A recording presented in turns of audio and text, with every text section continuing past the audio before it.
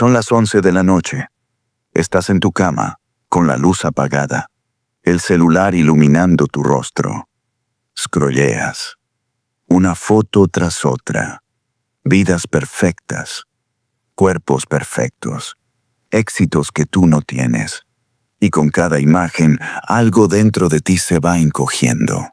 Te sientes pequeño, insuficiente, atrapado en una vida que no termina de arrancar. ¿Te suena familiar? Déjame decirte algo que quizás no sabías.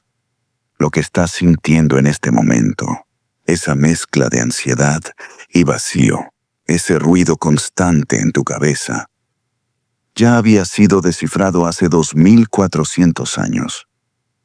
Por un hombre que nunca conoció las redes sociales, pero que entendió el alma humana mejor que cualquier algoritmo. Su nombre era Aristóteles. Y lo que estás a punto de escuchar no es una clase de historia aburrida.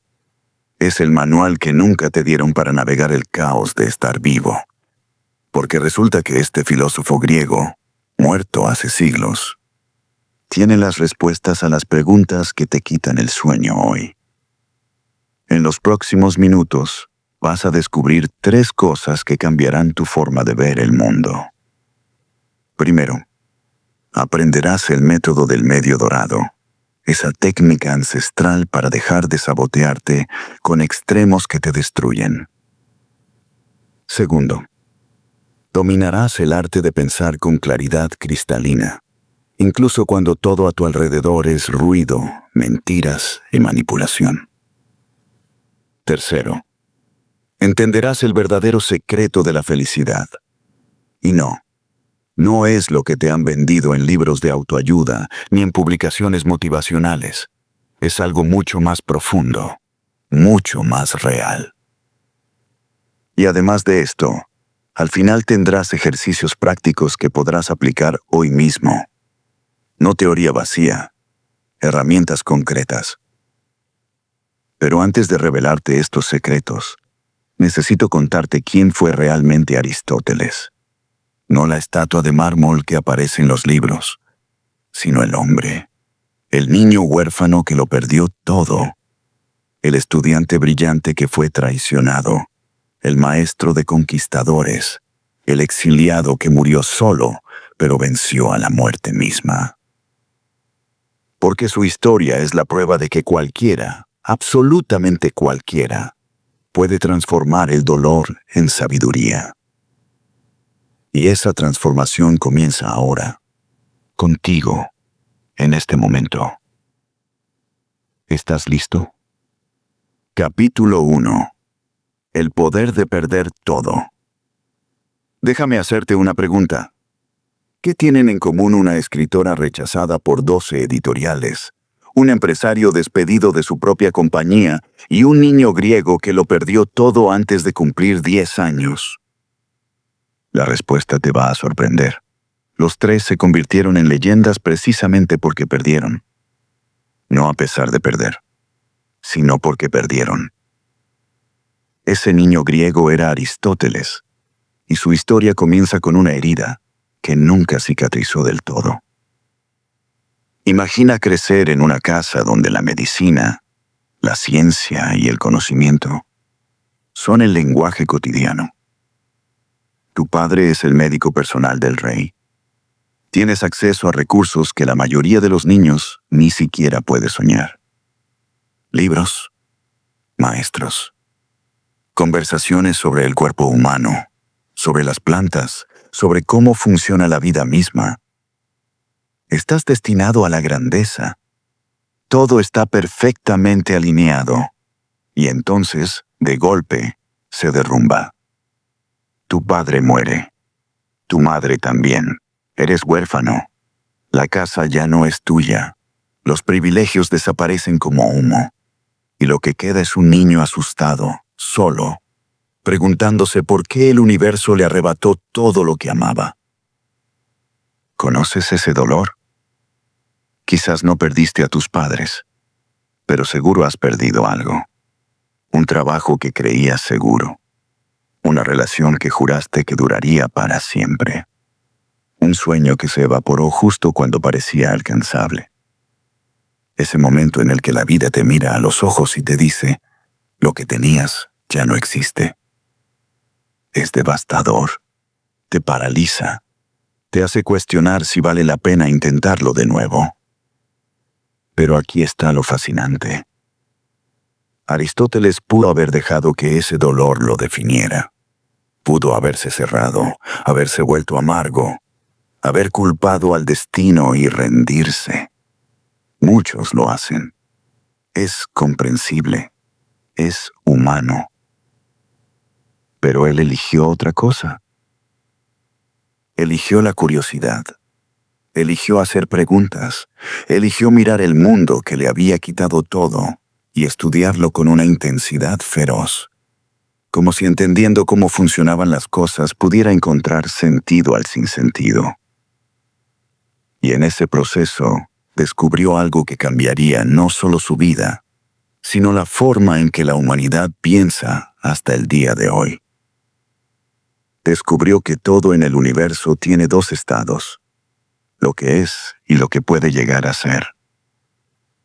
Él lo llamó potencia y acto. Déjame explicártelo con algo que conoces. Abre Netflix ahora mismo en tu mente. Tienes miles de series disponibles. Todas están ahí, esperando. Eso es potencia, posibilidad pura. Pero ninguna de esas series existe realmente para ti hasta que presionas play, hasta que la conviertes en acto. Lo mismo pasa contigo. Ahora mismo, en este instante, eres dos personas a la vez. Eres quien eres hoy, con tus miedos, tus limitaciones, tu historia. Y al mismo tiempo eres quien podrías llegar a ser. Esa versión de ti que toma mejores decisiones, que piensa con claridad, que no se deja arrastrar por el ruido, que vive con propósito. Esa persona ya existe, como potencia, como posibilidad. La pregunta que Aristóteles te haría es, ¿cuándo vas a presionar play? Porque aquí está la verdad que duele pero libera. Nadie va a hacerlo por ti. La vida no te va a dar un aviso. El momento perfecto no va a llegar. El dolor del pasado nunca desaparecerá completamente. Pero puedes elegir qué hacer con él. Déjame contarte sobre María, 32 años. Bogotá. Trabajaba en marketing para una empresa que parecía sólida, hasta que llegó la pandemia y la despidieron por Zoom. 3 minutos. Así terminaron 8 años de su vida. Se desmoronó. Lloró durante semanas. Vio cómo sus ahorros se evaporaban. Se comparó con sus amigas que sí conservaron sus empleos. Se sintió fracasada, invisible, descartable. Pero entonces hizo algo distinto. Se preguntó, ¿qué puedo construir con esto? No a pesar de esto, con esto. Tomó todo lo que había aprendido en esos 8 años y creó su propia agencia, pequeña, humilde. Desde su sala, empezó con un cliente, luego 2, luego 5. Hoy tiene un equipo de 7 personas y factura más en un mes que lo que ganaba en 6 meses antes. ¿Qué cambió? Ella activó su potencia. Convirtió el dolor en combustible, la pérdida en punto de partida. Exactamente lo que hizo Aristóteles hace 2400 años. Porque ese niño huérfano no se quedó en la autocompasión. Usó su curiosidad como escudo contra el dolor. Se obsesionó con entender cómo funcionaba el mundo. Y esa obsesión lo llevó a Atenas, a la escuela de Platón, a convertirse en el estudiante más brillante de su generación. Lo que Aristóteles descubrió en medio de su tragedia es esto. No somos lo que perdimos. Somos lo que elegimos construir después. Y esa decisión, esa elección fundamental entre quedarte en la potencia o moverte al acto, está disponible para ti en este preciso momento. No mañana.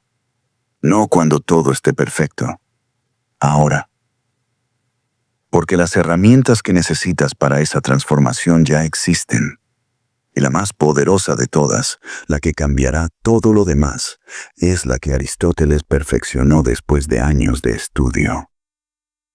Es el arte de pensar con claridad absoluta, de cortar el ruido, de ver la verdad incluso cuando el mundo entero te está mintiendo. Y eso es exactamente lo que descubrirás a continuación. Capítulo 2. El arte perdido de pensar con claridad. Estás en la cena familiar del domingo. Tu tío saca el celular y te muestra un video que le llegó por WhatsApp. Una voz grave, música dramática de fondo, datos que suenan alarmantes. Te dice con absoluta convicción, esto no lo van a mostrar en las noticias. Pero aquí está la verdad. ¿Y sabes qué es lo peor? Parte de ti quiere creerle, porque suena convincente, porque viene de familia, porque en un mundo donde nadie parece decir la verdad, cualquier versión alternativa se siente como una revelación. Vivimos en la era de la información infinita, pero también en la era de la confusión total. Cada día te bombardean con miles de mensajes contradictorios. Los expertos dicen una cosa por la mañana y lo contrario por la tarde. Las redes sociales te muestran exactamente lo que quieres ver, confirmando tus creencias sin cuestionarlas. Y cada quien tiene su propia verdad, su propia narrativa, su propia versión de los hechos. ¿Cómo diablos se supone que encuentres la verdad en medio de este caos? Aquí está la respuesta que no esperabas. Un hombre que murió hace más de 2000 años ya había resuelto este problema. Y te dejó un sistema tan poderoso, tan preciso, que funciona igual de bien para detectar mentiras políticas que para tomar decisiones sobre tu vida. Aristóteles lo llamó lógica. Tú lo vas a llamar tu antivirus mental, porque eso es exactamente lo que es. Un sistema para filtrar la basura, detectar las falacias y llegar a conclusiones sólidas como roca. No basadas en emociones, no basadas en lo que quieres creer, basadas en la verdad. Déjame mostrarte cómo funciona con algo tan simple que vas a pensar que estoy tomando el pelo. Pero quédate conmigo, porque esto que parece obvio es exactamente lo que la mayoría de la gente no hace. Aristóteles descubrió que todo pensamiento verdadero sigue una estructura de 3 pasos. Él lo llamó silogismo. Primer paso. Una verdad general que todos aceptamos. Segundo paso. Un caso específico relacionado con esa verdad. Tercer paso. Una conclusión inevitable que surge de unir los 2 primeros. Suena abstracto, ¿verdad? Déjame dártelo en tu idioma. Todas las dietas extremas fracasan a largo plazo. Esto es un hecho respaldado por décadas de estudios. Primera premisa. Estoy haciendo una dieta extrema. Esto es tu situación específica. Segunda premisa. Por lo tanto, esta dieta va a fracasar. Conclusión inevitable. ¿Ves lo que acaba de pasar? No necesitas motivación, no necesitas fuerza de voluntad, necesitas claridad lógica. Y esa claridad te dice que estás invirtiendo tiempo y sufrimiento en algo que estadísticamente no funciona. Eso es pensar con el método aristotélico. Ahora apliquémoslo a algo más complicado, algo que probablemente estás viviendo ahora mismo. Conoces a Carlos, 38 años, ingeniero en sistemas, buen tipo. Pero tiene un problema, su tío Héctor. Cada reunión familiar es un campo minado, porque el tío Héctor comparte todo lo que le llega por WhatsApp. Conspiraciones, pseudociencia, noticias falsas con títulos alarmantes. Y lo defiende con pasión, como si fuera su misión personal. Carlos solía entrar al debate. Presentaba evidencia. Mostraba estudios científicos, explicaba por qué ese video era manipulado. Y cada vez terminaba frustrado, enojado, peleado con su familia. Porque no estaba usando lógica, estaba usando datos contra emociones, y las emociones siempre ganan ese juego. Hasta que descubrió el método de Aristóteles. La próxima vez que el tío Héctor sacó su teléfono, Carlos no atacó la conclusión. Fue a las premisas. Le preguntó: «Tío, ¿quién hizo este video? ¿Qué credenciales tiene? ¿De dónde sacó esos números?» Primera premisa bajo examen. Luego preguntó: ¿has verificado esta información en otras fuentes? ¿Es consistente con lo que dicen expertos en el tema? Segunda premisa bajo examen.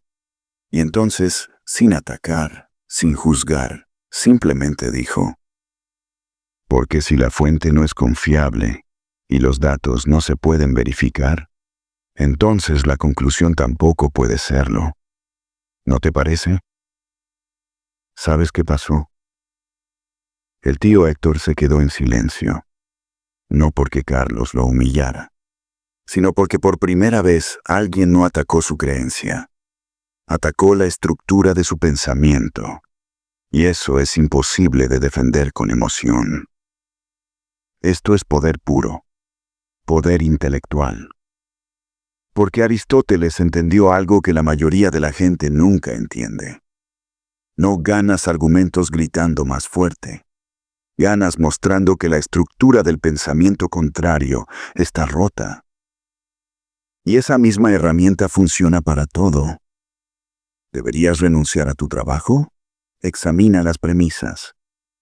Todos los trabajos tienen momentos difíciles, versus este trabajo específicamente me está enfermando física y mentalmente. ¿Cuál es verdadera? La conclusión se revela sola. ¿Deberías volver con tu ex? Premisa 1. Las relaciones que terminan por problemas fundamentales no cambian solo porque extrañas a la persona. Premisa 2. Esta relación terminó por problemas fundamentales. Conclusión: ya la sabes. ¿Ves el patrón? La claridad no viene de sentir más o pensar más rápido. Viene de examinar la estructura de tu razonamiento. De preguntarte: ¿mis premisas son sólidas? ¿Mi lógica es válida? ¿O solo estoy justificando lo que ya quiero creer? Y aquí está la parte que cambia todo. La mayoría de la gente usa la lógica para ganar debates, para demostrar que tienen razón, para sentirse inteligentes. Aristóteles te diría que eso es desperdiciar la herramienta más poderosa que tienes. La lógica no existe para que ganes, existe para que encuentres la verdad. Y la verdad a veces te va a incomodar, te va a mostrar que estabas equivocado, que perdiste tiempo en algo sin sentido, que esa persona en la que confiabas te estaba manipulando, que esa creencia que defendías con tanto fervor estaba construida sobre arena. Pero esa incomodidad es el precio de la libertad. Porque una vez que ves con claridad, nadie puede venderte humo. Una vez que examinas las premisas, las mentiras se desmoronan solas.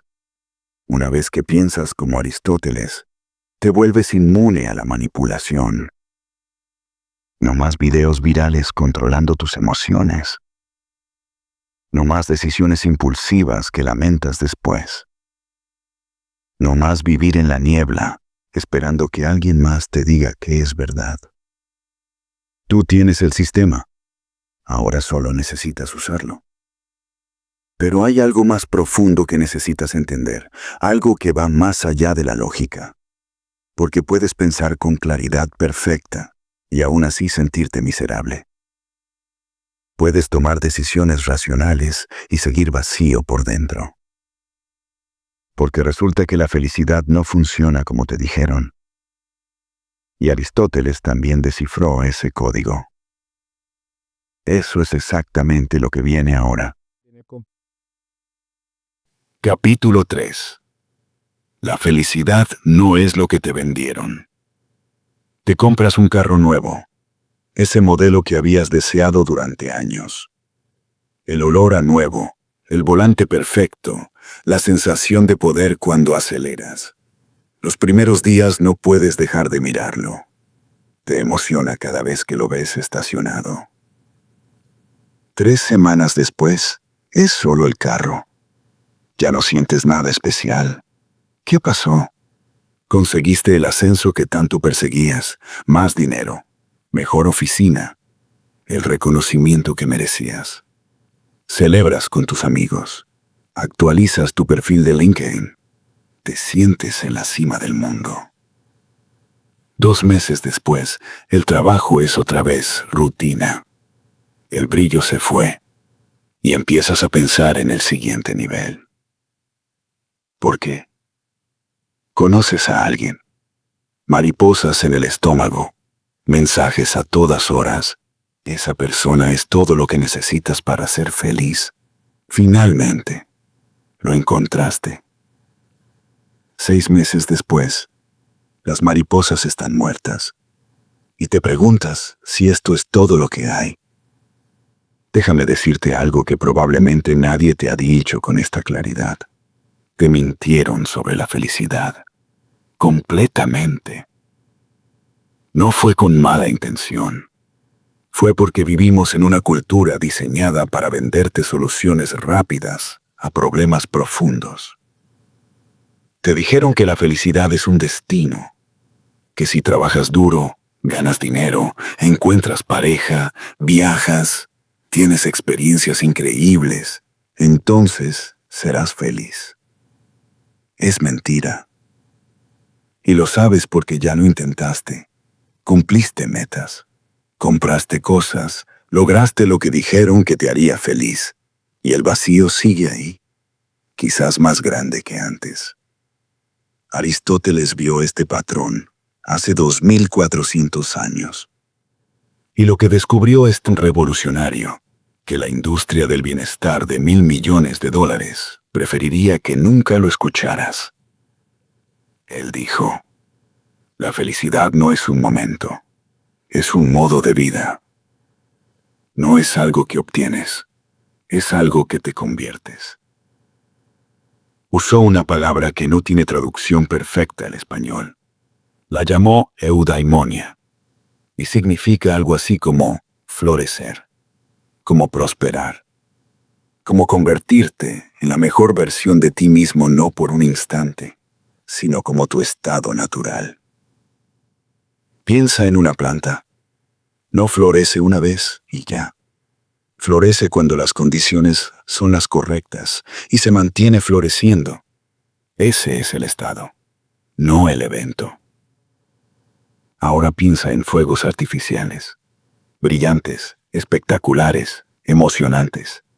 Y luego, oscuridad.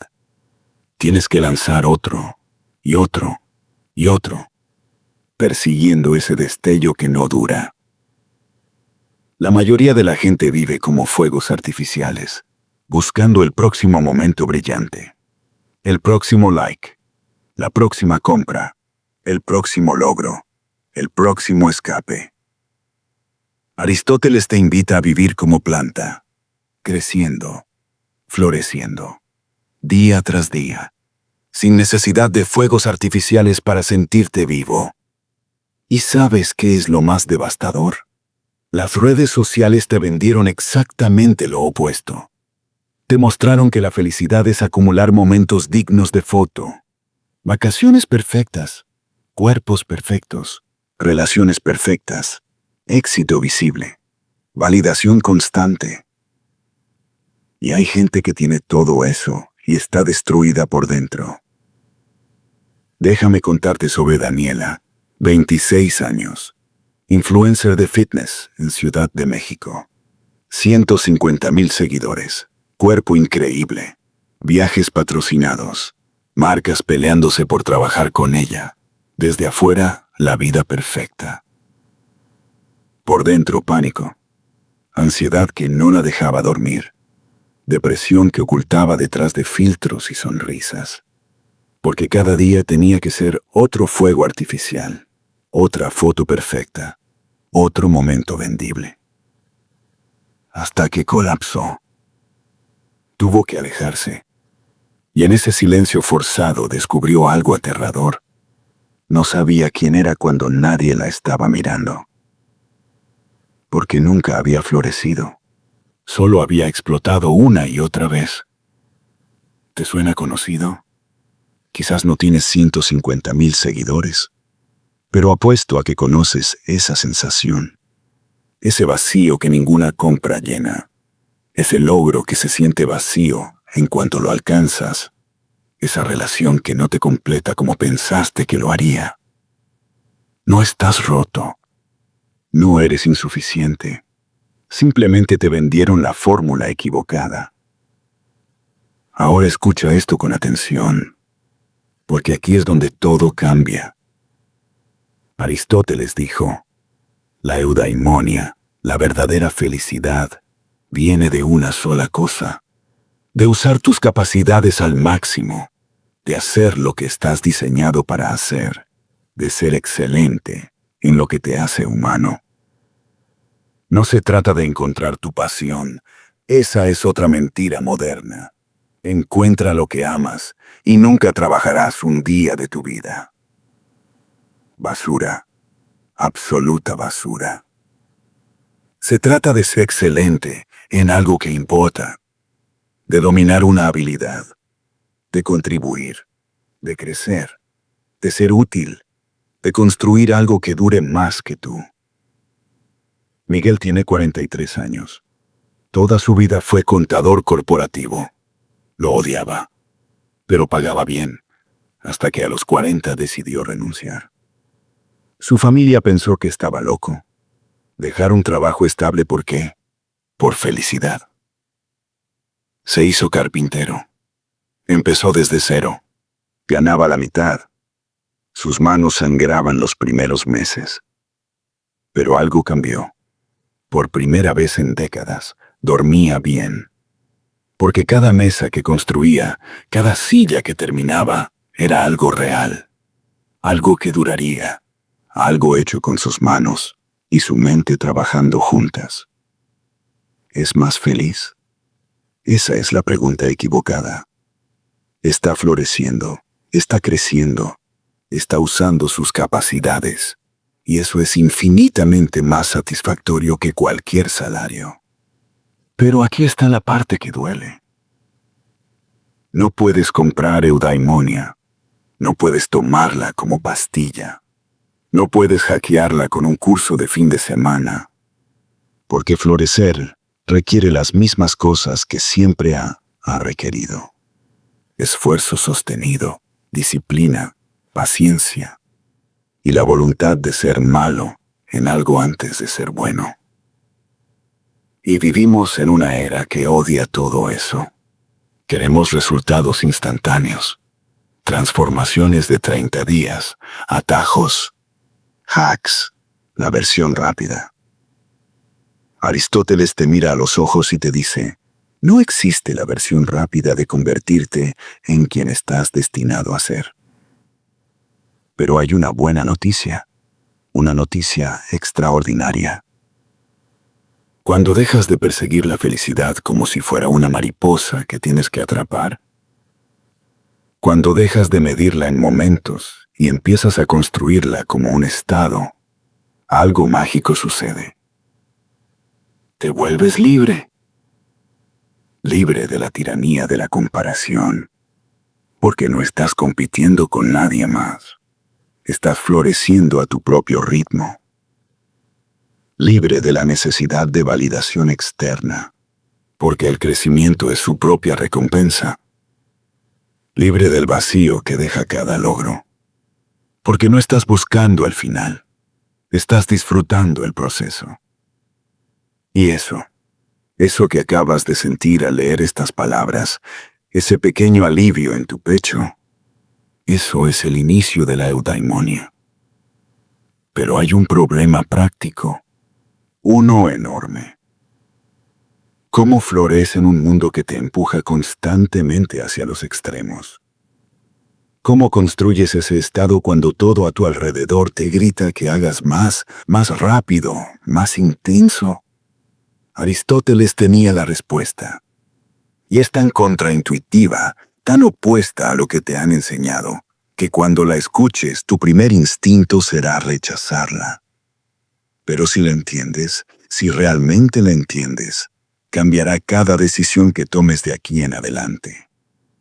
Esa respuesta se llama el punto medio dorado, y está a punto de revolucionar tu vida. Capítulo 4. El punto medio dorado, o por qué siempre te vas a los extremos. Es lunes por la mañana. Estás frente al espejo. Te miras y decides. Esta vez sí, esta vez va en serio. Vas a cambiar. Dieta estricta, gimnasio todos los días, nada de azúcar, nada de alcohol, nada de excepciones. Dura 3 semanas, quizás 4 si tienes suerte. Y entonces, un viernes en la noche, después de una semana especialmente difícil, comes una rebanada de pizza, luego 2, luego la pizza completa, y unas galletas y helado, y piensas, ya valió todo. Total, ya lo arruiné.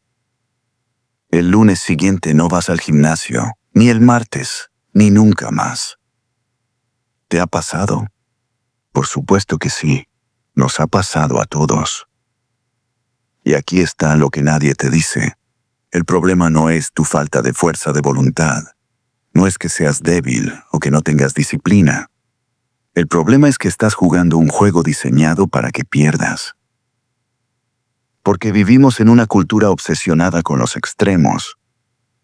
O te levantas a las 5 de la mañana como los empresarios exitosos, o eres un flojo, o trabajas 70 horas a la semana, o no estás comprometido, o eres vegano 100%, o no te importa el planeta, o estás completamente presente con tus hijos cada segundo, o eres mal padre, o eres el alma de la fiesta, o eres aburrido. Todo o nada. Blanco o negro. Éxito total o fracaso absoluto. Y ese péndulo, ese columpio brutal entre extremos, te está destruyendo. Aristóteles lo vio hace más de 2000 años. Y lo que descubrió es tan simple que parece estúpido, pero es tan profundo que la mayoría de la gente tarda décadas en entenderlo. Dijo, la virtud, la excelencia, la forma correcta de vivir, está siempre en el medio, entre 2 extremos que te destruyen. Llamó a esto el punto medio dorado. Y no es mediocridad, no es conformismo, no es ser tibio o promedio. Es maestría. Es el punto exacto donde tu esfuerzo se convierte en gracia. Déjame mostrarte cómo funciona. Piensa en el valor, en la valentía, esa cualidad que todos admiramos. ¿Qué es realmente? No es la ausencia de miedo. Eso sería el extremo de la temeridad. El tipo que salta de un edificio sin pensarlo. El que arriesga todo su dinero en una apuesta. El que destruye su carrera por no poder controlar su impulso. Eso no es valentía. Es estupidez disfrazada. Pero el otro extremo es la cobardía. El que nunca arriesga nada. El que deja pasar todas las oportunidades por miedo. El que llega a los 60 años y se da cuenta de que nunca vivió realmente. Solo sobrevivió. La verdadera valentía está en el medio. Es sentir el miedo, evaluarlo con claridad y actuar de todas formas cuando vale la pena. Es saber cuándo arriesgar y cuándo retirarte. Es tener el coraje de pedir ese aumento que mereces. Pero la sabiduría de no renunciar sin un plan. Eso es el medio dorado, y funciona para absolutamente todo. La generosidad no es regalar todo lo que tienes hasta quedarte en la ruina, pero tampoco es aferrarte a cada centavo por miedo a perder. Es dar cuando puedes, a quien lo necesita, de una forma que te permite seguir dando mañana. La confianza no es pensar que eres perfecto y mejor que todos, pero tampoco es odiarte a ti mismo y creer que no mereces nada. Es conocer tus fortalezas sin arrogancia y reconocer tus debilidades sin autodestrucción. ¿Ves el patrón? Ahora déjame llevarte a algo más cercano, algo que probablemente estás viviendo ahora mismo. Conoces a Patricia, 35 años, gerente de proyecto. Tiene un problema que la está matando lentamente. No sabe decir que no. Si su jefe le pide quedarse tarde, dice que sí. Si un compañero necesita ayuda con su trabajo, dice que sí. Si su mamá la llama para pedirle un favor, dice que sí. Si sus amigos organizan algo aunque esté exhausta, dice que sí. Porque le enseñaron que ser buena persona significa estar disponible siempre. Significa sacrificarte. Significa poner a todos antes que a ti. Y un día colapsó. Literalmente. Su cuerpo dijo basta antes que ella. Terminó en el hospital con una crisis de ansiedad que pensó que era un infarto. Ese es un extremo. El extremo de la complacencia total. Ahora conoce a Javier, 42 años, emprendedor. Él aprendió la lección opuesta. Primero yo. Siempre. No ayuda a nadie. No se compromete con nada que no le beneficie directamente. Dice que es autopreservación, que es poner límites saludables. Pero está solo, profundamente solo, porque nadie confía en él, nadie lo busca, y cuando realmente necesite ayuda, nadie va a estar ahí. Ese es el otro extremo, el egoísmo total disfrazado de autocuidado. El punto medio dorado es saber cuándo dar y cuándo protegerte. Es ayudar sin destruirte. Es poner límites sin construir muros. Es ser generoso con tu tiempo, pero no estúpido con tu energía. Y aquí está lo que Aristóteles entendió y que la cultura moderna olvidó completamente. Ese punto medio no es el mismo para todos. No hay una fórmula universal. No puedes copiar lo que funciona para otra persona y esperar que funcione para ti, porque tu punto medio depende de quién eres, dónde estás, qué estás enfrentando. Para alguien que tiende a la cobardía, el punto medio significa empujarse más allá de su zona de confort. Para alguien que tiende a la temeridad, el punto medio significa detenerse y pensar antes de saltar. Para alguien que siempre da, el punto medio es aprender a recibir. Para alguien que siempre toma, el punto medio es aprender a soltar. ¿Y cómo encuentras tu punto medio? Aquí está la parte incómoda, la parte que nadie quiere escuchar. No lo encuentras pensando, lo encuentras haciendo, equivocándote, ajustando, probando, fallando, recalibrando. Es como aprender a andar en bicicleta. Nadie te puede decir exactamente cuánto debes girar el manubrio. Tienes que sentirlo, y solo lo sientes después de caerte unas cuantas veces. La sociedad moderna odia esto, porque vendemos la ilusión de que todo se puede optimizar, hackear, dominar con el curso correcto o el libro correcto. Pero Aristóteles te dice la verdad dura. La virtud es una habilidad. Y como toda habilidad, requiere práctica. Repetición. Tiempo. Ahora déjame darte algo concreto, algo que puedes usar hoy mismo. Piensa en 3 áreas de tu vida donde sientes que algo no está funcionando. Relaciones, trabajo, salud, lo que sea. Y pregúntate honestamente, ¿estoy en un extremo? ¿Estoy trabajando tanto que no tengo vida? ¿O estoy tan relajado que nada avanza? ¿Estoy tan obsesionado con mi salud que ya no disfruto nada? ¿O tan descuidado que mi cuerpo está pagando el precio? ¿Estoy tan disponible para todos que me olvidé de mí? ¿O tan cerrado que nadie puede acercarse? Identifica el extremo. Eso es el primer paso. Porque no puedes moverte al centro si no sabes dónde estás parado. Y aquí está la verdad liberadora. No tienes que dar el salto completo al otro extremo. De hecho, no debes hacerlo. Porque entonces solo estarás oscilando violentamente de un lado al otro. Solo necesitas moverte un poco hacia el centro, un pequeño ajuste, y luego otro, y otro. Ese es el secreto que los extremistas no quieren que sepas. El cambio real no viene de revoluciones dramáticas. Viene de ajustes constantes y conscientes. El punto medio dorado no es un lugar donde llegas y te quedas. Es un equilibrio dinámico que mantienes, como un surfista en una ola, siempre ajustando, siempre recalibrando, pero nunca cayendo porque nunca te vas a los extremos. Y cuando dominas esto, cuando realmente lo incorporas a tu vida, algo extraordinario sucede. Dejas de vivir en modo crisis. Dejas de oscilar violentamente entre el exceso y la privación, entre el todo y la nada. Empiezas a vivir con gracia, con balance, con esa sensación de control tranquilo que tiene la gente que realmente tiene su vida en orden.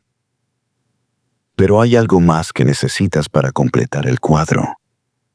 Porque puedes estar en balance, puedes evitar los extremos, y aún así sentirte perdido. Porque necesitas saber hacia dónde vas, necesitas un método para tomar decisiones, necesitas claridad sobre qué es lo que realmente importa. Y Aristóteles también tenía la respuesta para eso. 4 preguntas simples que resuelven cualquier dilema. Eso es exactamente lo que viene ahora. Capítulo 5. Las 4 preguntas que resuelven cualquier problema. Son las 2 de la mañana. Estás despierto. Otra vez. Mirando el techo. Tu mente es un torbellino de preguntas sin respuesta. ¿Debería renunciar a este trabajo que odio o aguantar un poco más? ¿Debería mudarme a otra ciudad o quedarme cerca de mi familia? ¿Debería invertir en ese negocio o es demasiado riesgo? ¿Debería terminar esta relación o darle una oportunidad más? Y mientras más lo piensas, más confuso está todo. Porque cada opción tiene pros y contras. Cada camino tiene riesgos. Cada decisión podría ser la correcta o la peor que tomes en tu vida. Entonces, haces lo que todos hacemos, postergas. Esperas una señal. Buscas más información. Le preguntas a 10 personas diferentes y obtienes 10 respuestas contradictorias.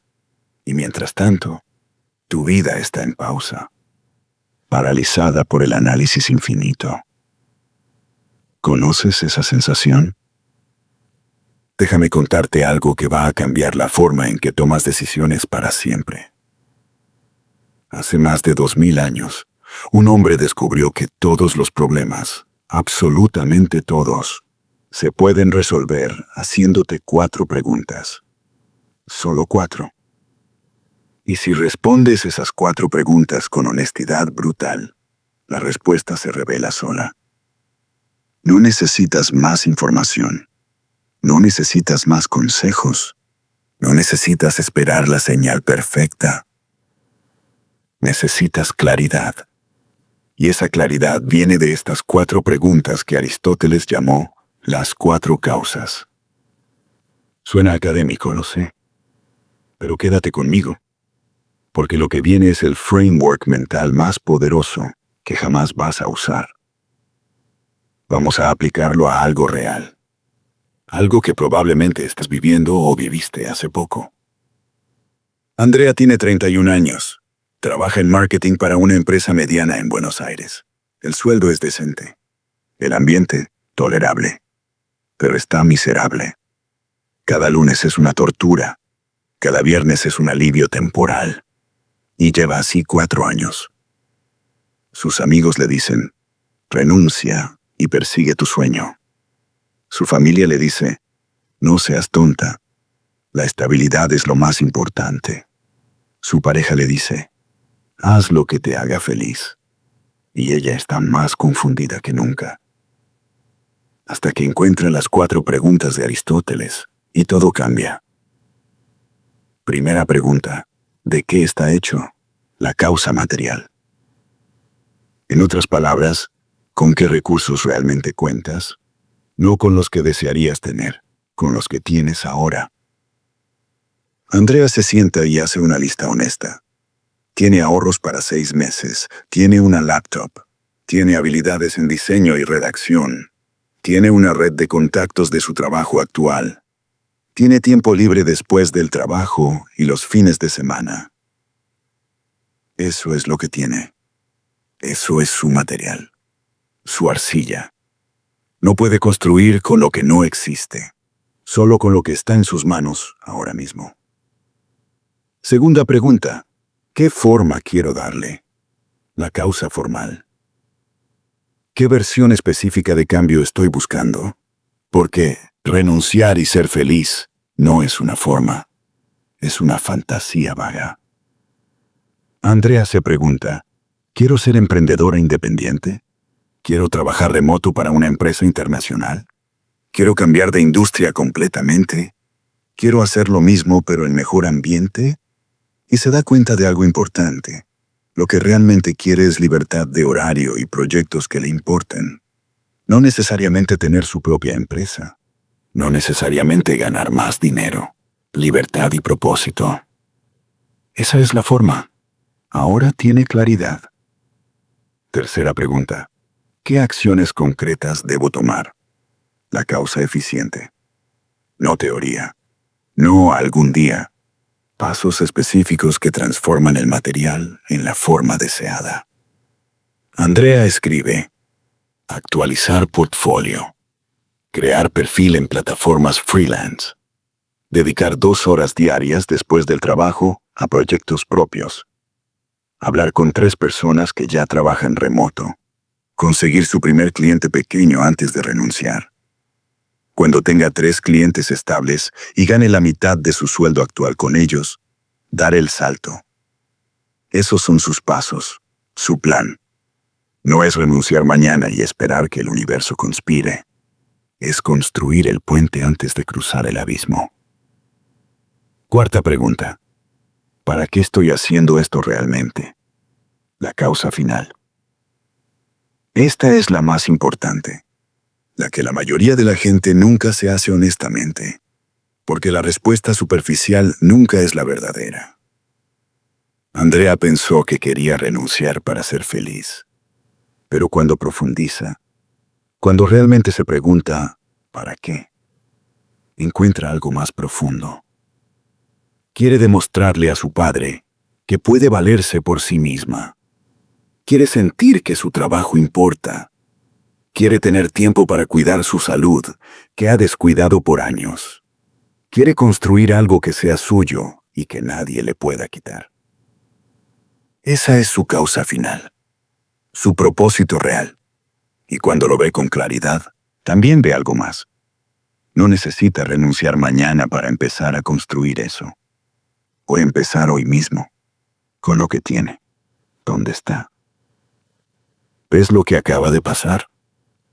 4 preguntas, 4 respuestas honestas, y la parálisis desapareció. No porque la decisión sea fácil ahora, sino porque es clara. Y esto funciona para absolutamente cualquier decisión que estés enfrentando. ¿Deberías terminar tu relación? Aplica las 4 causas. Causa material. ¿Con qué recursos emocionales, económicos y prácticos cuentas si terminas? Y si te quedas, sé honesto. Causa formal. ¿Qué tipo de vida quieres construir? ¿Una donde estés solo pero en paz? una donde trabajes en la relación, una donde tengas otras opciones. Causa eficiente. ¿Qué acciones específicas requiere cada opción? Si te quedas, terapia de pareja, conversaciones difíciles. Si terminas, ¿dónde vivirías? ¿Cómo se dividen las cosas? Causa final. ¿Para qué quieres tomar esta decisión realmente?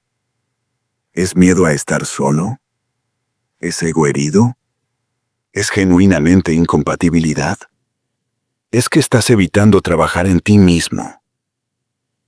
La respuesta está ahí, esperándote, pero tienes que tener el coraje de hacerte las preguntas correctas.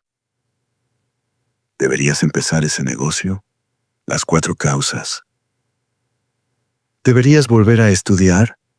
Las 4 causas. ¿Deberías mudarte a otra ciudad? Las 4 causas. ¿Deberías perdonar a esa persona? Las 4 causas. Es el mismo framework, una y otra vez, y funciona porque fuerza claridad. Te obliga a salir de la niebla de no sé qué hacer y entrar al territorio sólido de aquí está exactamente qué es posible y qué requiere. Pero hay una trampa, una que la mayoría de la gente cae sin darse cuenta. Puedes responderte estas 4 preguntas con mentiras cómodas en lugar de verdades incómodas. Puedes decirte que tienes más recursos de los que realmente tienes. Puedes inventarte formas que suenan bien, pero que no te importan de verdad. Puedes listar acciones que nunca vas a hacer. Puedes confundir tu propósito real con lo que crees que deberías querer.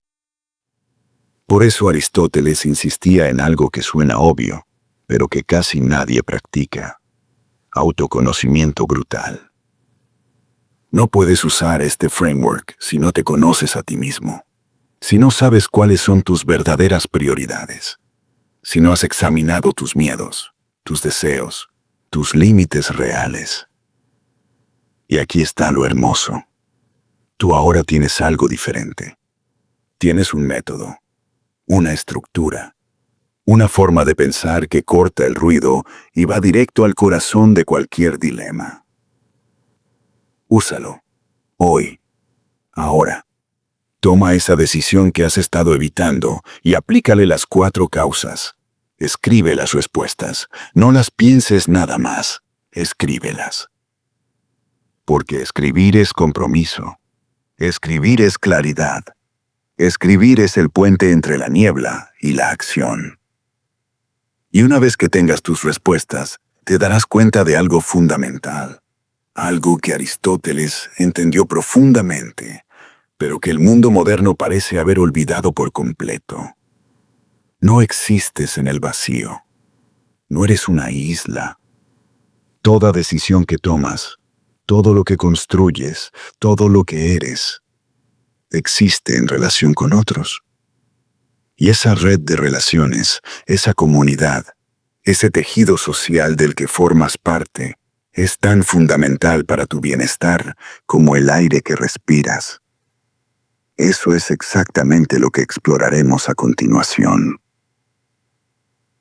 Capítulo 6. ¿Por qué eres un animal político? Y eso es bueno. ¿Estás harto de la gente? Lo entiendo. De verdad que lo entiendo.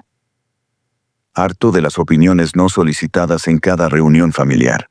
Harto de los conflictos estúpidos en el trabajo. Harto de las discusiones en redes sociales que no llevan a ningún lado. Harto de tener que negociar, ceder, explicarte, justificarte. Y en algún momento pensaste, sería más fácil si pudiera estar solo, sin tener que depender de nadie, sin tener que lidiar con las neurosis de otros. Solo tú, tu laptop, tu espacio, tu paz. La pandemia te lo dio. Trabajo remoto, 0 tráfico, 0 conversaciones forzadas en el pasillo, 0 reuniones innecesarias. Todo por Zoom, todo a distancia, todo bajo tu control. Y al principio fue glorioso. Libertad. eficiencia, silencio. Pero después de 6 meses, 8 meses, 1 año, algo empezó a cambiar. Una pesadez. Una extraña sensación de estar flotando en el vacío.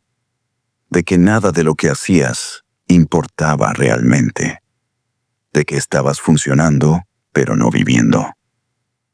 ¿Sabes de qué estoy hablando? Aristóteles lo habría visto venir desde hace 2400 años.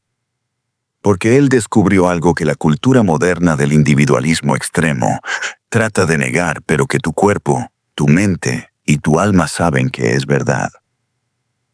Eres un animal político, y no puedes escapar de eso sin destruirte en el proceso. Ahora, antes de que cierres este audio pensando que te voy a hablar de elecciones, partidos o ideologías, déjame aclarar algo crucial. Cuando Aristóteles dijo que el ser humano es un animal político, no estaba hablando de política en el sentido moderno, no estaba hablando de izquierda versus derecha, de gobiernos o campañas. Estaba hablando de algo mucho más fundamental, de algo grabado en tu biología, en tu psicología, en tu propia existencia. Estaba hablando de que necesitas otros seres humanos para ser completamente humano. No para sobrevivir, para prosperar, para florecer, para ser quien realmente eres. Y la palabra que usó, político, viene de polis, la ciudad, la comunidad, el lugar donde los seres humanos viven juntos, crean juntos, se enfrentan juntos a los problemas de estar vivos. No es opcional, es esencial. Pero vivimos en una era que vende exactamente la ilusión opuesta. Te venden la idea de que la cima del éxito es no necesitar a nadie. Ser completamente autosuficiente. Tener dinero suficiente para aislarte cuando quieras. Trabajar solo. Viajar solo. Vivir solo. Yo no necesito a nadie. Me tengo a mí mismo. Suena fuerte. Suena independiente. Suena poderoso. Pero es una mentira que te está matando lentamente. Déjame contarte sobre Roberto. 47 años. Desarrollador de software en Santiago. Cuando empezó la pandemia, aprovechó para irse definitivamente al trabajo remoto. Vendió su departamento en la ciudad. Se mudó a una cabaña en el sur. Vista al lago. Paz absoluta. Internet rápido. El sueño. Ganaba bien. Trabajaba en pijama. Nadie lo molestaba. Eficiencia al máximo. Productividad perfecta. Control total de su tiempo y su espacio. 6 meses después empezó a notar algo extraño. Le costaba concentrarse. Pasaba horas scrolleando sin rumbo. Comía mal. Dormía peor. Y esa vista al lago que antes lo llenaba de paz, ahora se sentía vacía. No estaba deprimido exactamente. No estaba ansioso exactamente. Estaba ausente, como si su vida fuera una película que estaba viendo en lugar de viviendo. Hasta que un día su internet falló por 3 días y tuvo que bajar al pueblo. Entró a un café, esperó. Y mientras esperaba, empezó a hablar con el dueño. Nada profundo. Solo charla trivial sobre el clima, el café, la zona. Y cuando salió de ahí, se dio cuenta de que era la primera conversación real que había tenido en semanas. Y se sintió más vivo en esos 15 minutos que en los últimos meses de libertad perfecta. Eso es lo que Aristóteles entendió hace milenios. No eres un cerebro flotante. Eres un ser diseñado para la interacción, para la fricción, para el intercambio, para la comunidad. Y cuando te privas de eso, algo fundamental se rompe por dentro. Ahora, escúchame bien porque esto es importante. No estoy diciendo que tengas que ser extrovertido. No estoy diciendo que tengas que amar las multitudes o estar rodeado de gente todo el tiempo. No estoy diciendo que no puedas tener momentos de soledad profunda y necesaria. Estoy diciendo que necesitas pertenencia, conexión, sentir que eres parte de algo más grande que tú. Puede ser tu familia, tu equipo de trabajo, tu comunidad religiosa, tu grupo de amigos, tu vecindario, tu causa, tu tribu. Pero tiene que ser algo, alguien, un lugar donde tu presencia importa, donde tu ausencia se nota, donde lo que haces o dejas de hacer tiene consecuencias para otros. Y aquí está la parte incómoda, la parte que la cultura del amor propio y la independencia total no te dice. Esa pertenencia requiere sacrificio, requiere compromiso, requiere tolerar cosas que no te gustan, requiere negociar, ceder, frustrarte, perdonar, repetir. Requiere que seas político, no en el sentido de manipular o mentir, sino en el sentido de aprender el arte de vivir con otros sin matarlos ni matarte. Piensa en la cena de Navidad familiar, ese escenario que todos conocemos. Tu tío con sus opiniones absurdas, tu prima con sus comentarios pasivo-agresivos, tu abuela preguntando por enésima vez cuándo te vas a casar, tu hermano compitiendo por ver quién tiene la vida más exitosa. Es agotador, es irritante, es predecible. Y también es profundamente humano, profundamente necesario. Porque en esa mesa hay historia, hay conexión, hay personas que te conocieron antes de que fueras quien eres ahora. Hay gente que estará ahí cuando todo lo demás se caiga. Hay raíces. ¿Son perfectos? Por supuesto que no. ¿Son a veces insoportables? Absolutamente. ¿Deberías tolerar abuso o toxicidad real? Nunca. Pero la imperfección de la comunidad no es un bug. Es una característica, porque es precisamente en la fricción con otros donde te vuelves más humano, más tolerante, más sabio, más completo. Aristóteles también vio algo más, algo que explica por qué algunas sociedades funcionan y otras colapsan. Dijo que las mejores comunidades, las más estables y prósperas, son aquellas con una clase media fuerte, no donde todos son ricos, no donde todos son pobres, sino donde la mayoría está en el medio. ¿Por qué? Porque los extremadamente ricos tienden a la arrogancia. Creen que no necesitan a nadie. Los extremadamente pobres tienden al resentimiento. Sienten que el sistema está en su contra. Pero la clase media tiene algo diferente. Tiene suficiente para sentirse segura, pero no tanto como para desconectarse. Tiene suficiente stake en el juego como para que le importe que la comunidad funcione. Y 2400 años después, los datos lo confirman. Las sociedades con clases medias robustas son más estables, más felices, más funcionales. No porque el dinero dé la felicidad, sino porque una clase media fuerte crea comunidad. Crea ese punto medio donde la gente tiene que aprender a vivir junta. Ahora aplícalo a tu vida. ¿Dónde está tu polis? ¿Dónde está tu comunidad? ¿O te has aislado tanto en nombre de la paz mental que ahora vives en un vacío perfecto, pero sin sentido? Y si tienes comunidad, si tienes ese lugar donde perteneces, pregúntate, ¿estás contribuyendo? ¿O solo estás tomando? ¿Estás presente? ¿O estás ahí de cuerpo pero ausente de alma? Porque la pertenencia no es pasiva, no es solo estar inscrito, es participar, es importar. Es que tu ausencia cree un vacío. La verdad dura es esta.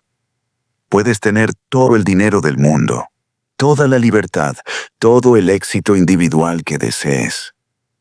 Pero si no tienes comunidad, si no tienes un lugar donde pertenecer genuinamente, vas a sentir ese vacío, esa ausencia de sentido que ningún logro personal puede llenar. Porque no fuiste diseñado para ser una isla. Fuiste diseñado para ser parte de un archipiélago. Separado pero conectado. Único pero entrelazado. Eso es lo que significa ser un animal político. Y luchar contra eso es luchar contra tu propia naturaleza. Pero hay un arte en esto. Un arte que se ha estado perfeccionando desde que los humanos empezaron a contar historias alrededor del fuego. El arte de conectar, de mover, de crear esa experiencia compartida que nos hace sentir menos solos.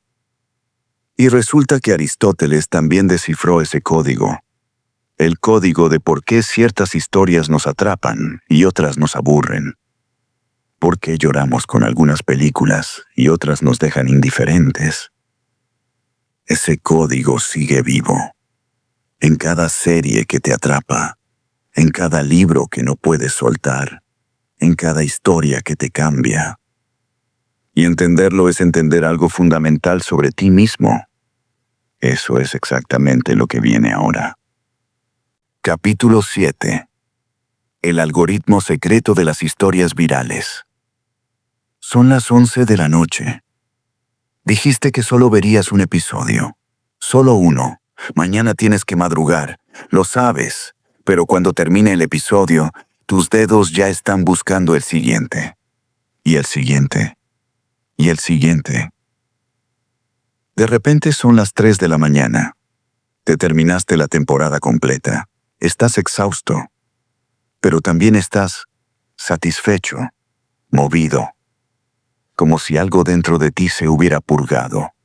Como si hubieras vivido 10 vidas en una noche. ¿Te ha pasado? Ahora déjame hacerte una pregunta extraña.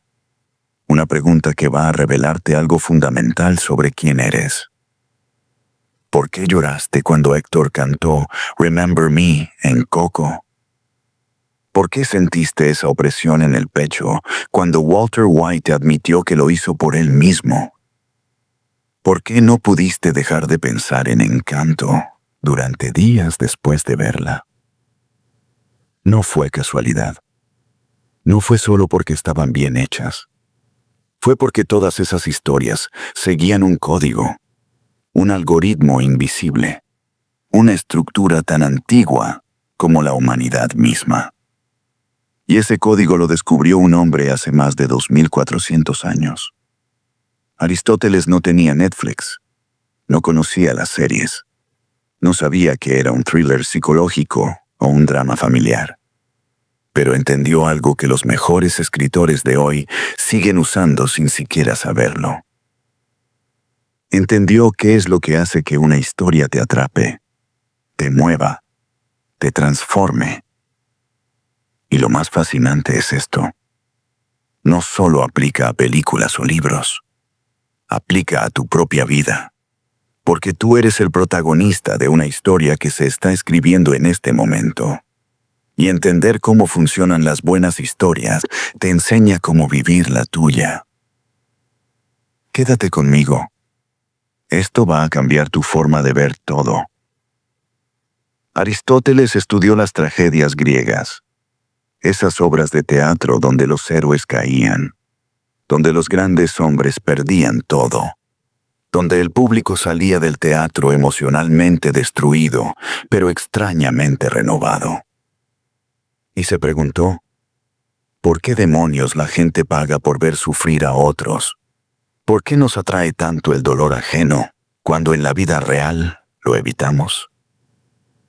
La respuesta que encontró es tan profunda que te va a dar escalofríos. Dijo que las grandes historias nos permiten experimentar emociones intensas en un espacio seguro. Sentimos el miedo, la pérdida, la traición, la desesperación. Pero no es nuestra vida la que está en juego. es la del personaje. Y cuando la historia termina, cuando el héroe cae o se redime, algo sucede dentro de nosotros, una liberación, una purificación emocional. Él la llamó catarsis. Es como llorar. No lloras porque estés débil, lloras porque algo dentro de ti necesitaba salir.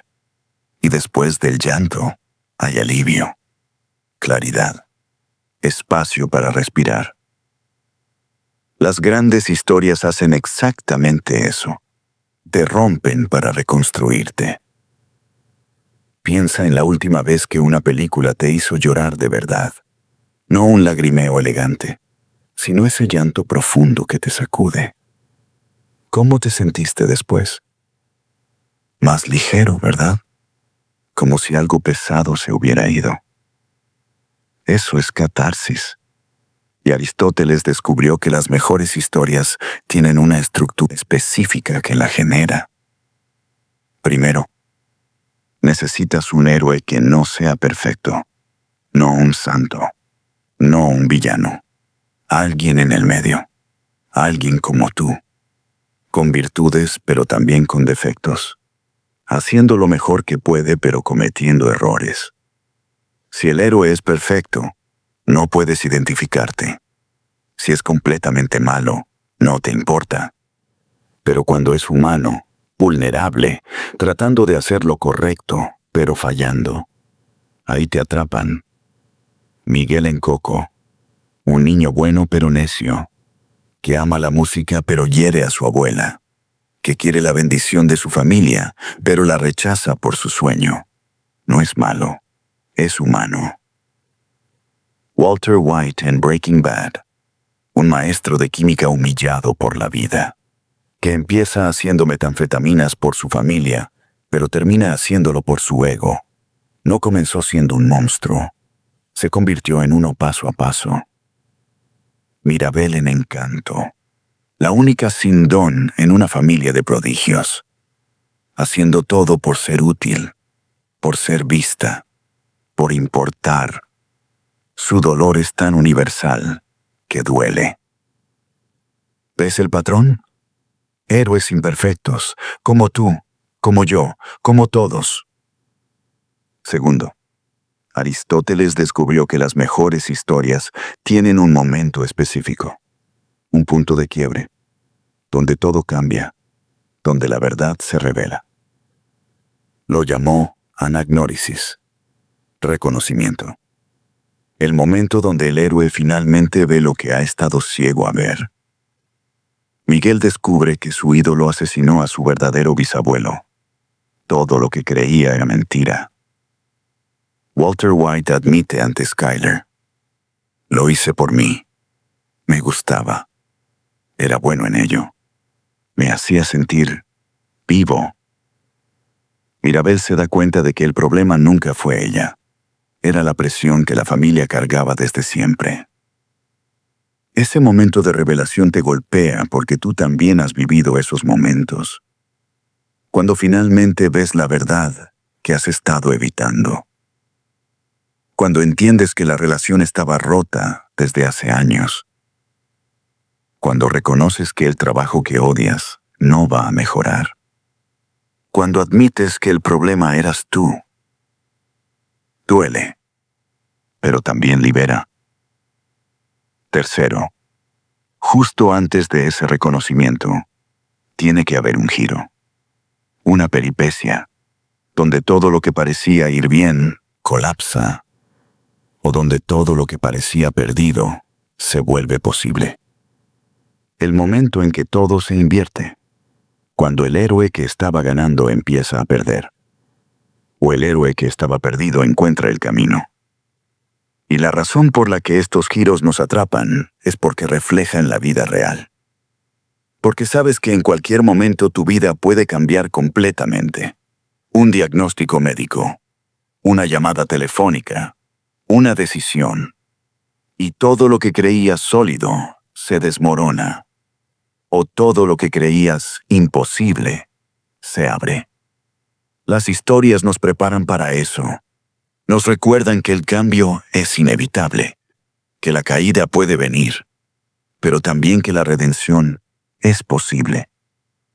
Ahora aquí está la parte que nadie te dice. Tú estás viviendo una historia ahora mismo. Tu vida sigue exactamente la misma estructura. Eres el héroe imperfecto. Estás cometiendo errores. Tienes un defecto trágico, una amartia que te está saboteando. Quizás es el orgullo. Quizás es el miedo. Quizás es la necesidad de control. Quizás es no poder perdonar. Quizás es la incapacidad de pedir ayuda. Y ese defecto está guiando tus decisiones hacia un inevitable punto de quiebre. La pregunta no es si va a venir, es si vas a reconocerlo cuando llegue. Porque el héroe que ignora el reconocimiento, que se niega a ver la verdad, ese es el que cae y no se levanta. Ese es el que termina destruido. Pero el héroe que acepta la anagnórisis, que mira la verdad de frente, aunque duela, ese es el que se transforma. Ese es el que experimenta catarsis. Ese es el que sale del otro lado renovado. ¿Conoces a Sofía? 39 años, Monterrey. Pasó 15 años en una relación donde ella daba todo y recibía migajas. Amor intermitente, atención cuando le convenía a él. Promesas que nunca se cumplían. Sus amigas le decían, su familia le decía. Ella misma lo sabía en algún nivel profundo, pero se negaba a verlo, porque verlo significaba aceptar que había perdido 15 años, que había elegido mal, que tenía que empezar de nuevo. Hasta que un día, en terapia, su terapeuta le preguntó algo simple. Si tu hija estuviera en esta relación, ¿qué le dirías? Y en ese momento, todo colapsó. Anagnórisis, reconocimiento. Vio con una claridad brutal lo que había estado evitando ver. Y lloró. Lloró como no había llorado en años. Catarsis. Purificación. Liberación. 6 meses después terminó la relación. Fue devastador. Fue aterrador. Fue el punto más bajo de su vida. Y también fue el inicio de su verdadera historia. La historia donde ella no era víctima.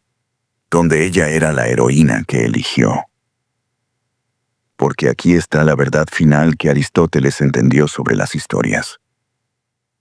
No nos atraen porque sean entretenimiento vacío. Nos atraen porque son ensayos, prácticas, simulaciones de cómo enfrentar lo inevitable. Nos enseñan que el dolor es parte de la historia, no el final de la historia. Nos muestran que el reconocimiento duele, pero libera. Nos recuerdan que la caída no es el final si eliges levantarte. Y cuando ves una gran historia, cuando lloras con un personaje, cuando sientes esa catarsis, no es porque seas débil o emocional. Es porque tu alma reconoce algo verdadero, algo universal, algo que necesitabas sentir para seguir adelante en tu propia historia. Así que la próxima vez que una historia te atrape, pregúntate, ¿qué parte de mi propia vida está reflejando esto? ¿Qué verdad estoy evitando ver? ¿Cuál es mi amartia? ¿Dónde está mi anagnórisis esperando?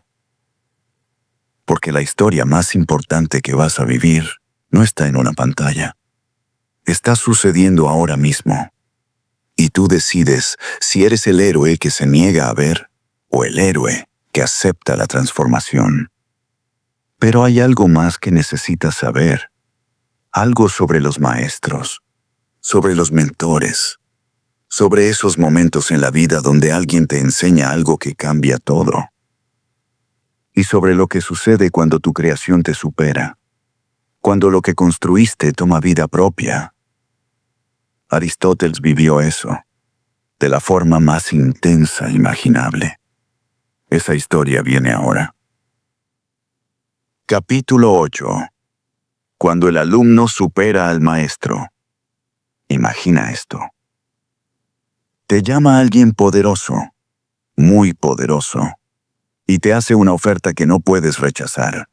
Quiere que enseñes a su hijo, que lo prepares para algo grande, algo histórico.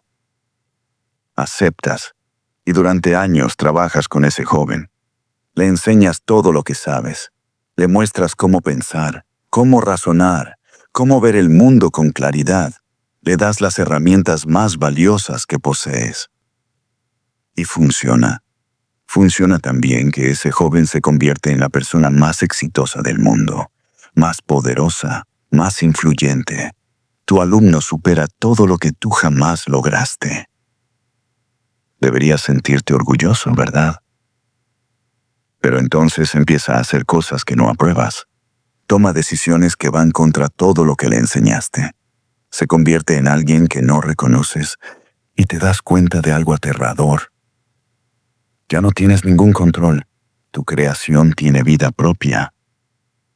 Eso exactamente le pasó a Aristóteles con Alejandro Magno.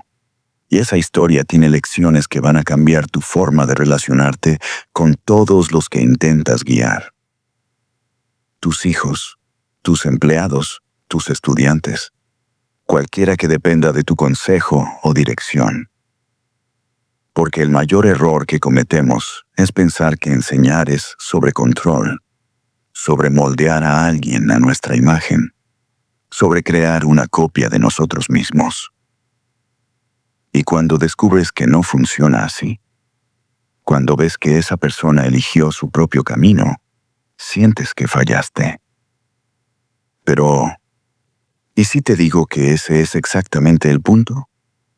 ¿Que el verdadero éxito de un maestro es volverse innecesario? Déjame llevarte atrás en el tiempo. Aristóteles tenía 42 años. Ya había perdido todo una vez. Ya había sido rechazado por la Academia de Platón. Ya había vagado por años buscando su lugar. Y entonces llega la invitación del rey Filipo de Macedonia. Enseña a mi hijo. Prepáralo para gobernar. Prepáralo para conquistar. El hijo tenía 13 años. Se llamaba Alejandro. Y no era un niño normal. Era brillante, sí. Pero también era volátil, impulsivo, ambicioso hasta el punto de la locura. Tenía el tipo de energía que podía construir imperios o destruir mundos. Aristóteles lo vio y aceptó el desafío. Durante 3 años, en un lugar tranquilo lejos de la corte, Aristóteles hizo algo extraordinario. No trató de domesticar a Alejandro, no intentó convertirlo en un filósofo tranquilo. Sabía que eso sería como intentar domesticar un relámpago. En lugar de eso, le dio herramientas. Le enseñó a pensar. Le mostró que la verdadera grandeza no está en conquistar territorio, sino en conquistar tu propia naturaleza. Le dio la Ilíada, esa historia de héroes y honor, y le dijo, si vas a ser grande, sé grande con propósito. Y Alejandro adoraba a su maestro. Llevaba ese libro bajo su almohada. Citaba a Aristóteles. Lo respetaba profundamente. Pero entonces el padre de Alejandro murió, y a los 20 años, Alejandro se convirtió en rey. Y en ese momento, la relación cambió para siempre. Porque Alejandro no quería ser sabio, quería ser inmortal. No quería reflexionar sobre la virtud, quería conquistar el mundo conocido y más allá. Y lo hizo. Conquistó Persia, Egipto. Llegó hasta India. Nunca perdió una batalla. Se convirtió en el hombre más poderoso que el mundo había conocido. Pero, en el proceso, hizo cosas que horrorizaron a Aristóteles. Adoptó costumbres persas. Se declaró divino. Ejecutó a personas que lo cuestionaron. Se emborrachó con el poder. Y Aristóteles, desde lejos, Vio cómo su alumno más brillante se convertía en algo que él nunca hubiera querido crear. Fue un fracaso. ¿Falló como maestro? Aquí está la verdad que duele pero libera. No, no falló, porque el trabajo de un maestro nunca fue controlar. Fue equipar. Y una vez que equipas a alguien, una vez que les das las herramientas, lo que hagan con ellas ya no está en tus manos. Eso no significa que te desentiendas. No significa que no te importe. Significa que aceptas algo fundamental. Otras personas tienen libre albedrío, y ese libre albedrío es sagrado, incluso cuando lo usan de formas que no apruebas. Ahora déjame llevarte a tu vida, porque esto no es solo historia antigua. ¿Tienes hijos? ¿Los has visto tomar decisiones que sabes que son errores? ¿Has intentado advertirles y han ignorado tus consejos? ¿Has sentido esa impotencia de ver a alguien que amas caminar directo a un precipicio? ¿Eres jefe?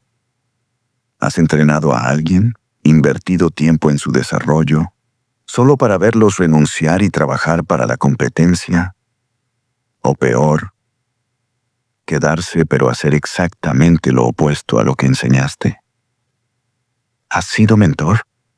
¿Has compartido tu experiencia, tu sabiduría, tus errores, solo para ver a esa persona cometer exactamente los mismos errores que tú les advertiste que evitaran? Es frustrante, es doloroso. Sientes que desperdiciaste tu tiempo. Pero aquí está lo que Aristóteles eventualmente entendió, lo que todos los grandes maestros eventualmente entienden. Tu trabajo no es evitar que cometan errores. Tu trabajo es darles las herramientas para aprender de esos errores cuando los cometan. No puedes vivir la vida de otra persona.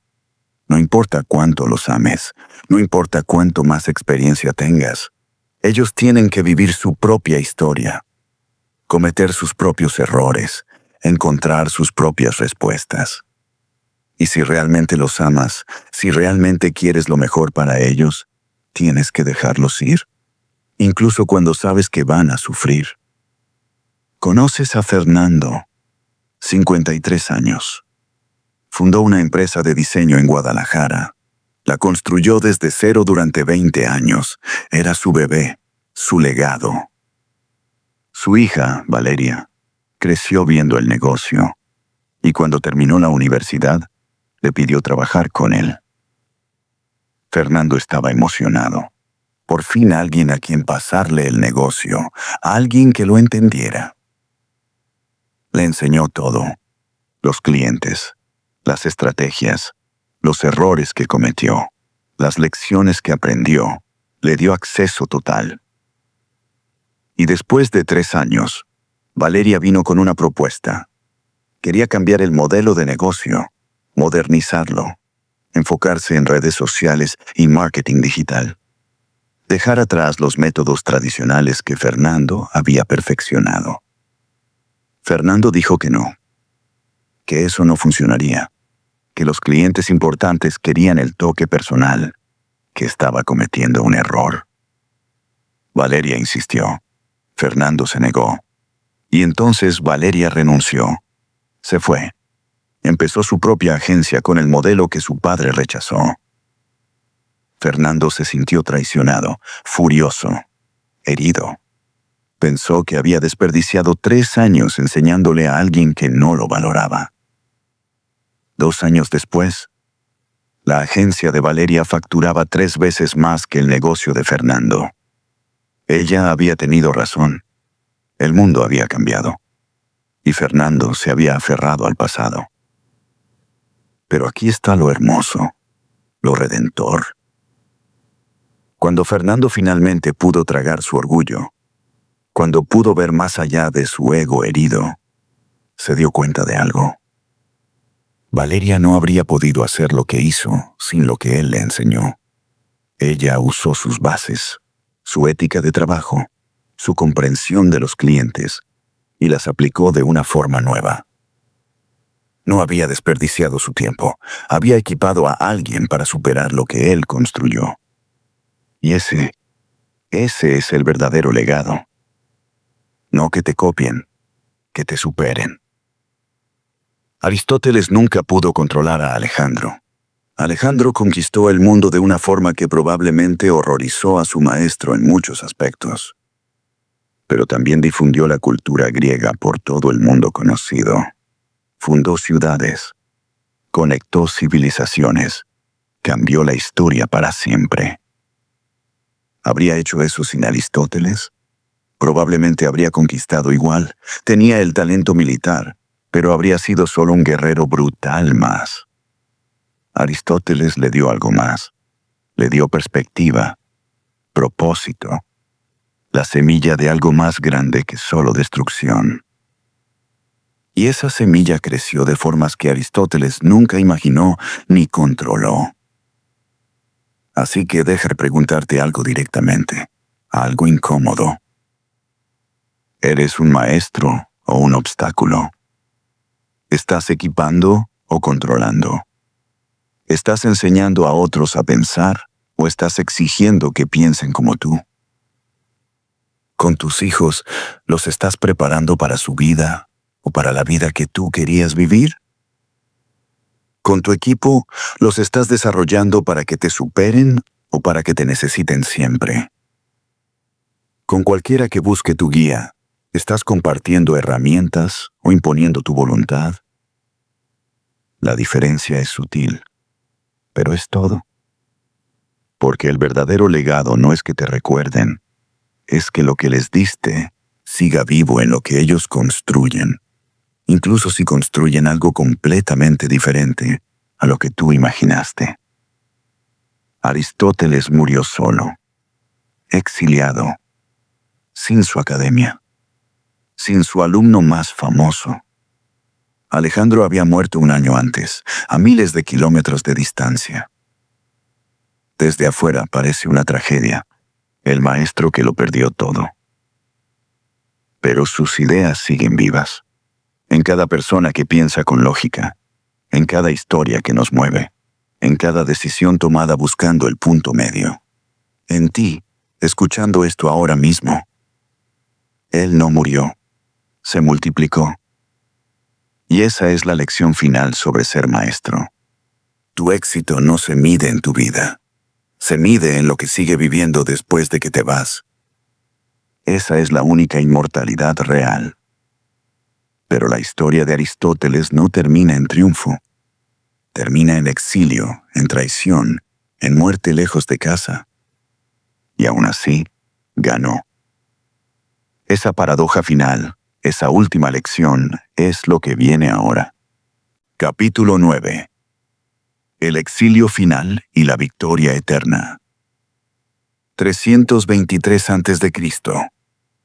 Babilonia. Un palacio opulento. Y en una habitación, el hombre más poderoso del mundo está muriendo. Alejandro Magno. 32 años. Invicto en batalla. Conquistador de medio mundo conocido. Y su cuerpo está cediendo. Fiebre. Delirio. En días estará muerto. A 1000 kilómetros de distancia, en Atenas, un hombre de 62 años recibe la noticia. Su antiguo alumno ha caído. Y ese hombre sabe, con una claridad fría y terrible, que su vida está a punto de colapsar también. Ese hombre es Aristóteles. Y lo que viene es el final más injusto que podrías imaginar. Porque resulta que durante años, Aristóteles había estado seguro en Atenas, bajo la sombra protectora de Alejandro. Nadie se atrevía a tocarlo. Era el maestro del conquistador. Eso lo hacía intocable. Pero ahora Alejandro está muerto, y toda esa protección se evapora en un instante. Las calles de Atenas explotan. Años de resentimiento contra Macedonia, contra el imperio, contra todo lo que Alejandro representaba, salen a la superficie. Y Aristóteles, el macedonio, el extranjero, el maestro del tirano, se convierte en el blanco perfecto. No importa que haya enseñado ahí durante 12 años. No importa que haya creado el Liceo, esa institución que rivalizaba con la Academia de Platón. No importa todo lo que había contribuido. En tiempos de ira colectiva, los hechos no importan. Solo importa encontrar a alguien a quien culpar. Le fabrican cargos, acusaciones de impiedad, las mismas acusaciones que 70 años antes había matado a Sócrates. Aristóteles sabe exactamente cómo termina esta historia. Y tiene que tomar la decisión más dolorosa de su vida. Quedarse y enfrentar un juicio amañado que probablemente terminará con su ejecución. O huir, dejar todo lo que construyó, abandonar su escuela, sus estudiantes, su trabajo, su legado. En la noche, sin ceremonias, sin despedidas, Aristóteles huye de Atenas, la ciudad que fue su hogar durante décadas, la ciudad donde creó su obra más importante. La deja atrás, sabiendo que probablemente nunca regresará. Se va a Calcis, la ciudad natal de su madre. Un lugar pequeño, lejos de todo lo que importaba para él, lejos de su propósito. Y ahí, solo un año después, con 63 años, Aristóteles muere. Probablemente de una enfermedad digestiva, lejos del Liceo, lejos de sus estudiantes, lejos del reconocimiento que merecía. La historia debería terminar ahí, ¿verdad? Un fracaso. Un hombre que lo perdió todo al final. Excepto que no terminó ahí, de ninguna manera. Porque aquí está la paradoja más hermosa y devastadora de todas. La lección final que solo se aprende cuando ya no estás aquí para verla. El reconocimiento que te niegan en vida no determina el impacto que dejas en el mundo. Aristóteles murió exiliado, pero ganó la eternidad. Y esto no es un consuelo vacío. No es una frase bonita para hacerte sentir mejor sobre el fracaso. Es la verdad literal de cómo funciona el legado real. Piensa en Van Gogh. Vendió un solo cuadro en vida. Murió pobre, solo, considerado un fracasado. Hoy sus pinturas valen cientos de millones. Hoy es uno de los artistas más reconocidos de la historia. ¿Perdió o ganó? Piensa en Kafka. Pidió que quemaran todos sus manuscritos cuando muriera. Pensó que su trabajo no valía nada. Hoy es considerado uno de los escritores más importantes del siglo XX. ¿Fracasó o triunfó? Piensa en Tesla. Murió solo en un cuarto de hotel, en deuda, olvidado. Mientras Edison recibía todos los honores, hoy sabemos quién era el verdadero genio. ¿Quién ganó realmente? El mundo te juzga por lo inmediato, por lo visible, por lo que puede cuantificar ahora. Pero la historia, la verdadera historia, tiene una perspectiva más larga. Y desde esa perspectiva, Aristóteles no perdió nada. Lo ganó todo. Ahora déjame traerte esto a tu vida. Porque no estás leyendo esto por curiosidad histórica. Estás aquí porque algo en ti busca respuestas. ¿Alguna vez has sentido que tu trabajo no recibe el reconocimiento que merece? ¿Qué das más de lo que recibes? ¿Qué otros se llevan el crédito por lo que tú construiste? ¿Alguna vez has pensado en rendirte porque nadie parece valorar lo que haces? Escúchame con mucha atención. El reconocimiento inmediato es la droga más adictiva y más destructiva que existe. Porque una vez que empiezas a trabajar por el aplauso, una vez que mides tu valor por la validación externa, te vuelves esclavo de opiniones que cambian con el viento. Haces el trabajo que genera likes, no el trabajo que importa. Tomas las decisiones que te hacen popular, no las que son correctas. Construyes para la galería, no para la eternidad. Y al final de tu vida, cuando mires atrás, te darás cuenta de que perseguiste humo. Aplausos que se desvanecieron.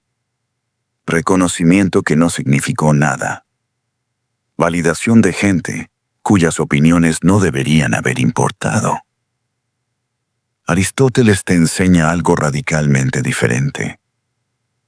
Trabaja por el impacto, no por el aplauso. Construye por la verdad, no por la popularidad. Crea para el largo plazo, no para el momento. Porque lo que construyes con integridad, lo que creas con excelencia, lo que dejas que sea verdaderamente valioso, eso sobrevive. Incluso si tú no estás ahí para verlo. Conoces a Elena, 68 años. Toda su vida fue maestra en una escuela pública en un barrio difícil de Lima. Nunca ganó premios.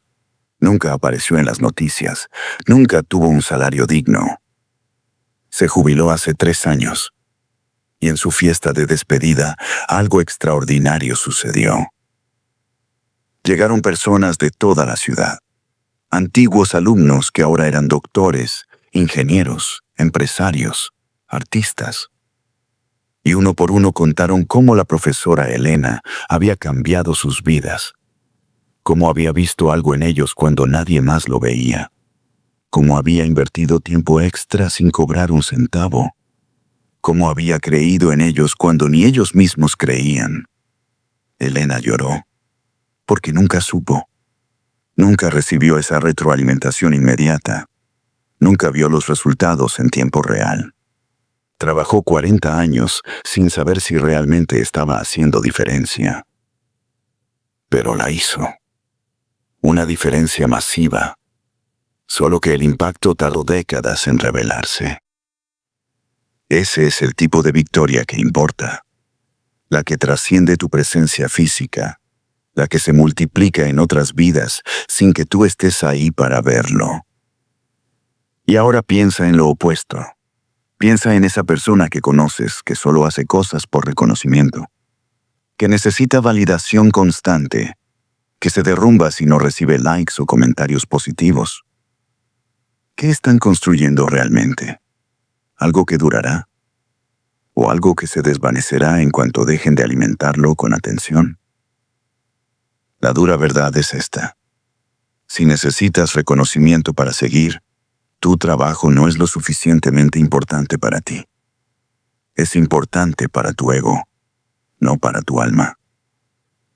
Pero cuando haces algo porque es lo correcto, porque es verdadero, porque importa independientemente de si alguien lo ve, entonces construyes sobre roca, no sobre arena.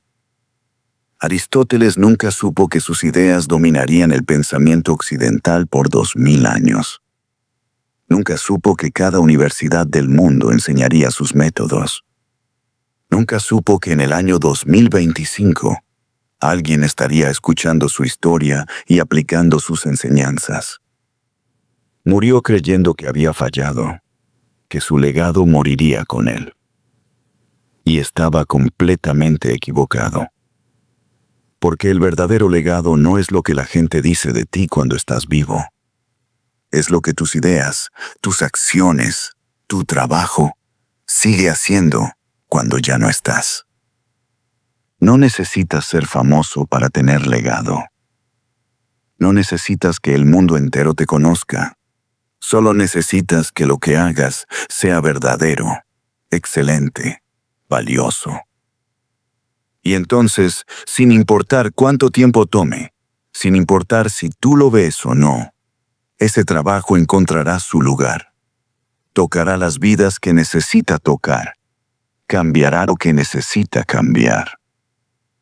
Aristóteles fue exiliado, rechazado, forzado a huir, y murió lejos de todo lo que amaba. Pero sus ideas sobre cómo pensar, cómo vivir, cómo encontrar balance, cómo construir comunidad, cómo crear historias que muevan, cómo tomar decisiones, cómo buscar la felicidad verdadera, todas esas ideas siguen vivas. En ti, ahora mismo, en este momento. Él no está muerto, está multiplicado en cada persona que usa lo que enseñó. Y esa es la victoria que nadie te puede quitar, la victoria que trasciende la muerte misma.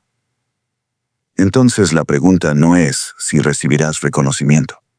La pregunta es, ¿estás construyendo algo que merezca sobrevivir? ¿Tu trabajo, tu amor, tu esfuerzo están creando algo real? ¿O solo estás persiguiendo aplausos que se desvanecerán? Porque al final, solo una cosa importa. No cuánto te reconocieron, sino cuánto importó lo que hiciste. Y ahora, después de este viaje por la vida y las enseñanzas de un hombre que murió hace más de 2000 años, pero que sigue más vivo que nunca, queda una sola pregunta. ¿Qué vas a hacer tú con todo esto? Esa respuesta viene ahora, en el cierre final de este viaje. Cierre. Tu turno de ser inmortal. Hace 2400 años, un niño perdió todo. Sus padres, su hogar, su seguridad. Y tuvo que elegir. Podía dejar que ese dolor lo definiera, o podía convertirlo en curiosidad, en preguntas, en un hambre insaciable por entender cómo funciona el mundo.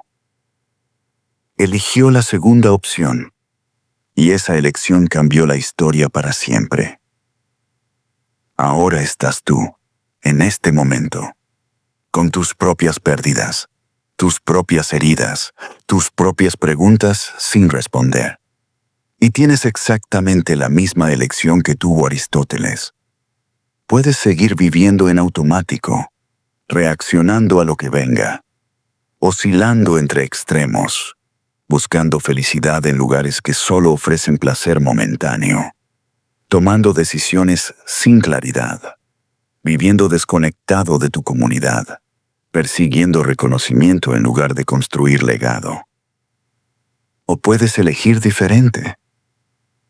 Puedes pensar con la lógica que Aristóteles te enseñó, examinar tus premisas antes de llegar a conclusiones, buscar el punto medio dorado entre los extremos que te destruyen, hacerte las 4 preguntas que revelan claridad en cualquier dilema, entender que eres un animal político y que necesitas comunidad para florecer, vivir tu historia con la conciencia de que tu vida sigue las mismas estructuras de las grandes tragedias, enseñar sin controlar y construir para la eternidad, no para el aplauso. Esas herramientas están en tus manos ahora mismo. No son teoría, son práctica, su acción, su transformación. Aristóteles no murió en ese exilio hace tantos siglos. Está vivo cada vez que alguien elige pensar con claridad en lugar de reaccionar con emoción. Cada vez que alguien busca el equilibrio en lugar de irse a extremo. Cada vez que alguien construye algo verdadero en lugar de perseguir validación vacía. Está vivo en ti, si eliges activarlo. Si este viaje te movió, si algo cambió dentro de ti, dale like a este video. Suscríbete a Consciente Audiolibros para más sabiduría antigua que transforma tu vida moderna. Compártelo con alguien que necesite estas enseñanzas. Y déjame en los comentarios, ¿cuál de las lecciones de Aristóteles vas a aplicar primero? Porque no basta con saber, hay que hacer. Hace 2400 años, un niño eligió convertir el dolor en sabiduría. Hoy, tú tienes esa misma elección. ¿Qué vas a elegir?